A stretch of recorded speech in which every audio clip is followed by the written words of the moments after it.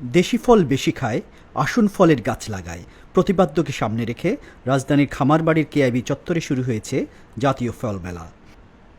এবারের মেলায় সরকারি বেসরকারি ৭৫টি প্রতিষ্ঠান অংশ নিচ্ছে। বিভিন্ন স্টলে শতাধিক প্রকারের দেশি বিদেশি ফলের পসরা সাজিয়ে বসেছেন বিক্রেতারা। মেলায় স্টল বরাদ্দ পেয়েছেন প্রান্তিক পর্যায়ের ফল চাষিরাও। রাজশাহীর তানোরের শফিকুল তাদের একজন। আমরা গ্যাপ অনুসরণ করে আমগুলো তৈরি করছি। আমরা রপ্তানি করি আমরুপালি, কাটিমন, বাড়িফোর, এগুলো আমাদের রপ্তানিযোগ্য আম। এবার আশা করছি আমরা অনেক আম রপ্তানি করব। কৃষি সম্প্রসারণ অধিদপ্তর আমরাকে সহযোগিতা করছে।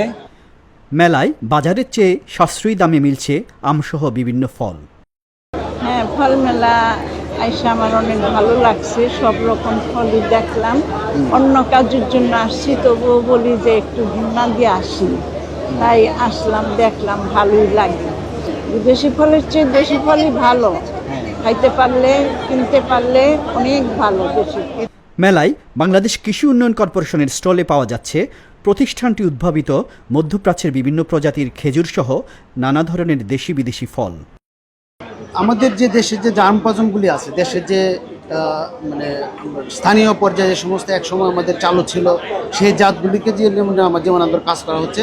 পাশাপাশি আপনারা জানেন যে এখন বিদেশ থেকে বিভিন্ন ধরনের ফলের চারা আমদানি করা হচ্ছে হাই ভ্যালু ক্রপস হিসেবে, যেটা আমাদের বৈদেশিক ফলের যে বৈদেশিক মুদ্রার যে একটা অপচয় হচ্ছে সেটা থেকে দেশকে রক্ষা করার জন্য সেগুলিতে কাজ করা হচ্ছে।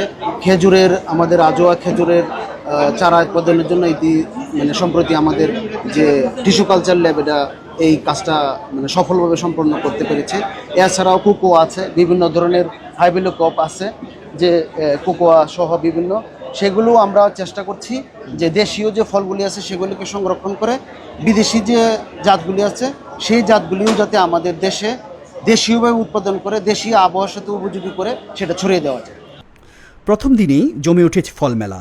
ক্রেতা দর্শনার্থীদের ভিড় ছিল চোখে পড়ার মতো। 3 দিনব্যাপী এবারের মেলা চলবে আগামী 21 জুন শনিবার পর্যন্ত। প্রতিদিন সকাল 10টা থেকে রাত 8টা পর্যন্ত মেলা সর্বসাধারণের জন্য উন্মুক্ত থাকবে।